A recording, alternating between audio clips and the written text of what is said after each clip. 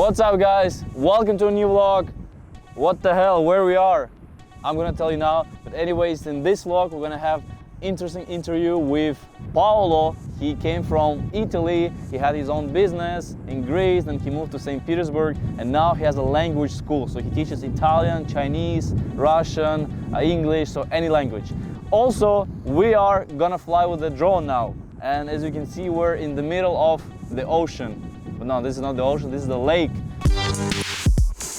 Just finished collecting the boat.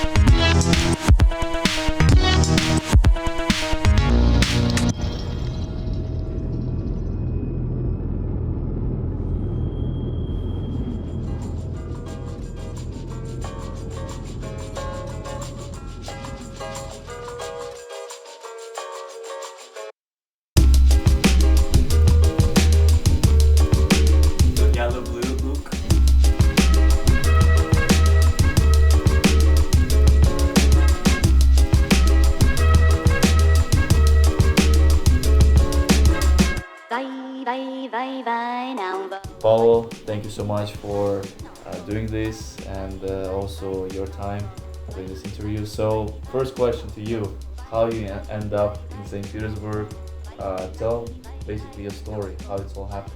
So first of all, thank you guys for your time. I really appreciate all the content you create. So it's really a pleasure to be in. So the story is. There's a lot of foreigners, who live in here in St. Petersburg right now. It's, as I say, always life is a movie. Yeah. I'm Italian, so starting from there, back in 2004, I started to travel because I was working as animator in the hotel. So Egypt, Greece, all around for 3 years. Then I ended up in 2007, it's in Greece, especially in Rhodos Island. Mm-hmm. Where I opened my own business, nothing to do what I do now. And as Italian, I was working in the gelato business, so I was made the real Italian gelato, and I opened my place back in 2007. There I was living for 10 years. 10 years, was a really good journey, meet a lot of different people, from tourists to locals, and I met there also who is now my wife. Mm-hmm. Some years ago. We married there, mm-hmm. And our daughter born there, Sofia, in 2014. And then, to make very quick, they make me good offer. Mm-hmm. Was a period in Greece, despite that my business was going well. And so I decided to accept this offer, and make a change. Make a change in the life with the family, and we decided to come here in St. Petersburg. Yeah, so you moved to St. Petersburg, and then you opened up your own business. So how was the process, basically, of doing that in a different country? I can say I was very confident with myself, just because I had this previous experience as foreigner in another country, mm-hmm. in a country where, like Greece, there also they speak very difficult languages for a foreigner. The difference I can say with Russia is that in the beginning I was not able to use the English, who helped me in the beginning in Greece. Mm-hmm. So this was a bit stress in the first, I can say, year, where I was coming with a lot of passion that I never lose, but I didn't expect that in a big city, for example, like St. Petersburg, 5 million citizens, is not so, how I can say, useful in English, to use English as a language, the Russian is basic. So this is the first thing that make me sit back a little bit and think about how to organize all the things, no? Yeah, but eventually you did it. So all this Yeah. issues, the language. I think the language is the obviously the biggest because in Russia, a lot of people they learn English, but it's not adapted very well for like foreigners. So And especially, maybe you can have a chat with the a waiter or in the bar or some people around, but when it's going to business and to real life, and you have to deal with the bugaltier, no, or with the accounting and the bureaucracy, or even the post office, or the babushka, or the old lady in the door, no, in the where you have to enter some place. There you have to use Russian languages. So here's another question. When basically you moved here, so I imagine there's other foreigners like you who maybe have their own business or here for other reasons. So do you have sort of community around it, or do you maybe have other friends who are Italian as well from other Yeah, countries? of course. As a foreigner, the first thing that you're looking for is to share your experience with other people in your same situation. No? So you're looking for your same nationality first, and then speaking in English, you can open a little bit more to different countries, different foreigners who live here. So yes, there is some association, especially is more focused on what I see until now in this 3 year about student who they are foreign who study here in St. Petersburg, and there is an expat community which is in general, and one more group about expat parents who live here. This was more close to me as a parents. So yes, but I can say that beside this Facebook group, there is not a really strong identity, as a foreigner in St. Petersburg. So always we can do more, I think. Yeah. So there's, I think, especially for me, I never seen some like communities. I've been here living pretty much all my life, but then I was studying US. But I always wanted to find also other people. So like you said, when a lot of students come like study abroad, even from my university, we had like Russian club, and they basically brought people here to St. Petersburg, and students studied here a little bit. So I think for students it's big, but for people like you who have like families here. Yeah, we never end studying in the life, yes, but we are not student anymore. Yeah, so it will be nice to have like someone who has also similar story, right? And maybe you can help with the connections, with the suggestions, tips, and etc. Recently, we have also discovered a new app. Well, it's not a new, but it's new for us. So you can plan your drone flight before, and you can make basically waypoints and then set the certain actions. So we're gonna test it, and let's make a test. So first of all, we need to set the location where we're gonna be. So we're gonna be in the park, which is right here. So we're gonna first of all set the waypoint, which is gonna be the starting waypoint. So it's gonna be like here, for example, then we're gonna go, for example, here, then we're gonna go here, afterwards somewhere here, and then we're gonna have one more, and then we're gonna come back here. So after you set your plan, you can set basically certain actions. So let's say here we wanna fly like 94 meters. Okay, perfect. So here we can maybe take a panoramic photo. So we can do this, rotate aircraft, take a photo, rotate aircraft, take a photo. So this is a good. Then we can also set, you see the curve here? We can set the curve to make it like this, so the drone will basically turn around in a different path. And here, for example, we can choose also the heading. So you can see that, the head, basically the head of the plane where it should be pointing. So it could point here, it could point other ways. So you have multiple options, right? You can do the actions as well. So you can click on the action and basically choose what you want to stay for, take a photo, start recording, stop recording, rotate aircraft, and tilt the camera, for example. So let's test it. I think we can make certain small adjustments, and this is going to be basically the path which we will try and test it, because this is the first time we're using, so we're not going to be really complicated. So we'll just make a first test and see how it goes. So see you there.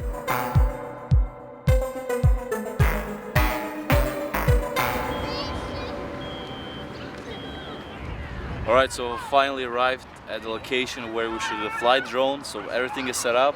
We arrived here with the electric scooter, like we always travel to the work, to anywhere, because this is the most convenient way to transport in St. Petersburg.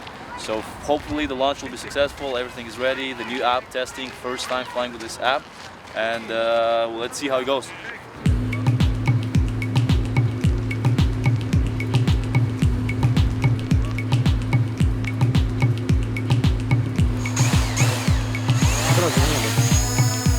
Alright, so we have experienced a few things which at the beginning were not right. So basically you have to go manually, and then once you're there, then you have to go into the waypoints. So that was a little bit confusing, but look at the picture here.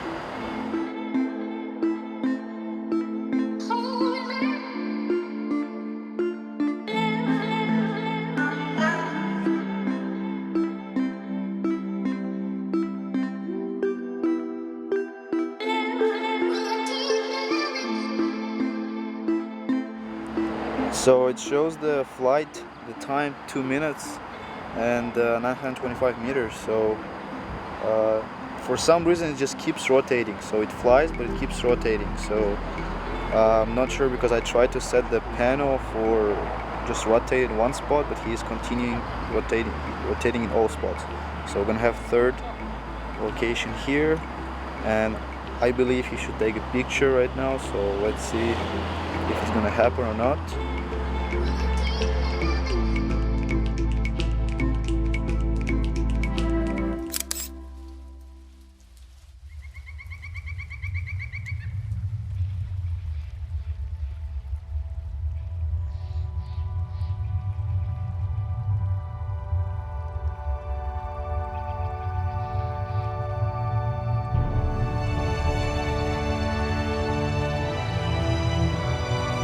When I was a child as well, I always came here and was just really enjoyed the atmosphere with my grandparents.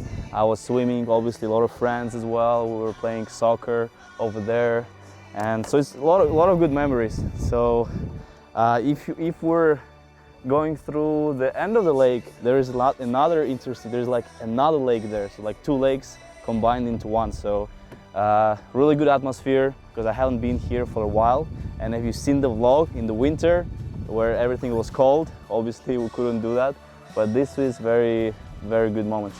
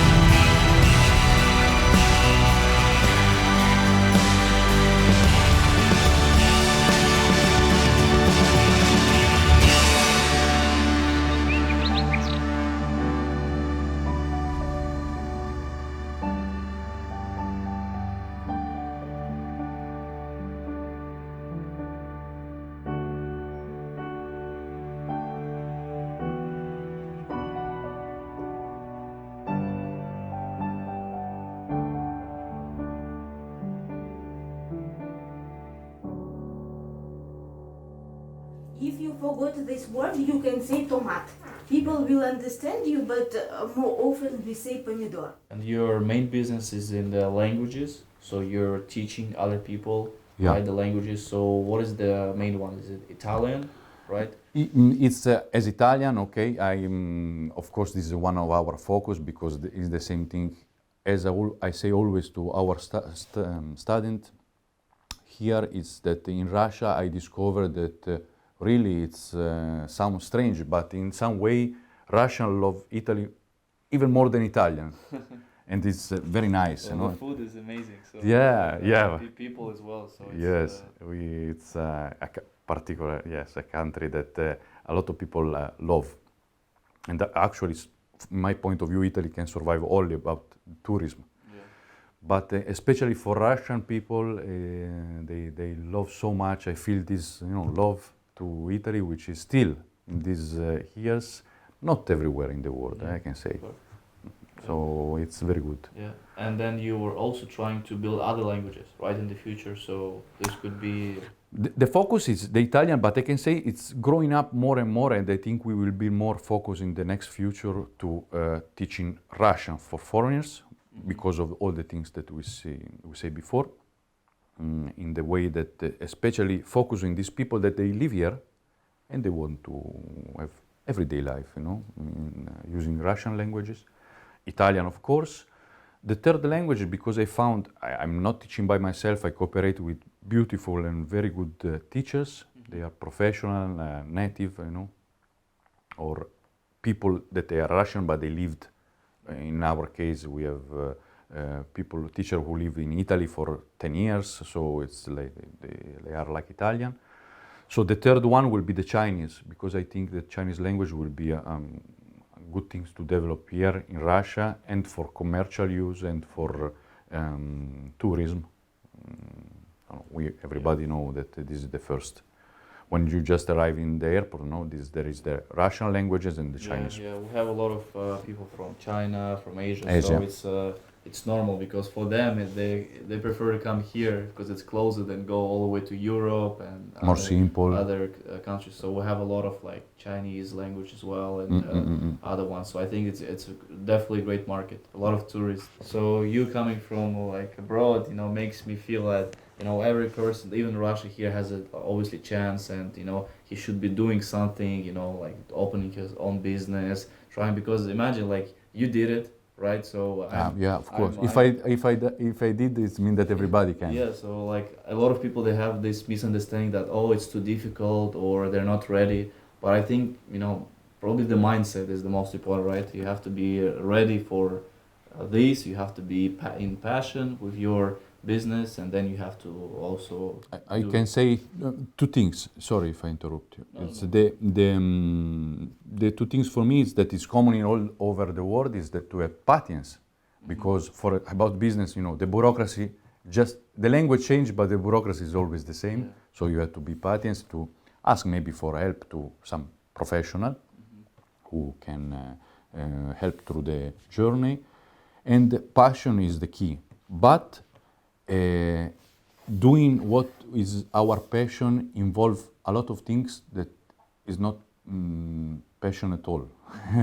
So it's we go again in the patience, no? Yeah. So it's beautiful to, especially if we can do our passion, our job is the best. But there is always small things, and sometimes not so small, that they are not passion at all. Yeah. It's just struggling, boring, but especially as a foreigners, it's maybe even more, no? Yeah. And we have to do. Yeah, the time is key. I think it's everything. Even now we're like doing this YouTube channel. It's growing slow, but we already have a lot of videos. So like maybe in a few years that will pay off. And it's in every business, you never know. You start slow, and then you have this growth. And the click, right? yeah. So I totally agree. The point is to, as you do in the very beautiful way, very good way, is to document the journey where people can understand that it's possible. Yes. It's possible to do, and just aspiring. I think even one person, it's already yeah. For example, you found me on Fiverr. Years ago. We connected, yeah, and then you somehow found through the YouTube video we did. So that means it's working. If you were, and now we're here sitting, and we meet and I can a connection, and then potentially maybe we can also plan to work, cooperate together. And of course, I'm sure. I think that's great. Those connections, that they change your life pretty much. They could change everything in your business, in your life as well. So absolutely, that's why we have to always kind of like wait, look for opportunities, and have a straight goal in our head. Yeah.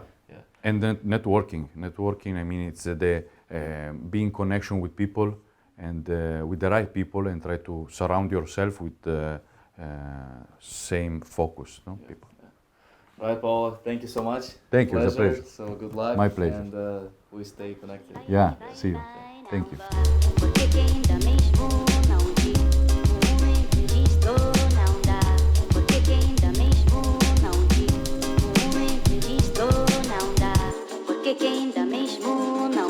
Thank you guys so much for watching. This is the end of the vlog. So hope you enjoyed the interview with Paolo, a very interesting story. Hopefully, you know, he's gonna continue with his hustle and everything's gonna work out for him. Also, we had a really amazing test with the drone. Went to see my grandmother again, this time in the summer. Before, in the previous vlogs, we went there in the winter. So thank you so much, guys. See you next time, next week. Guess where? I don't know where, but somewhere. See you soon.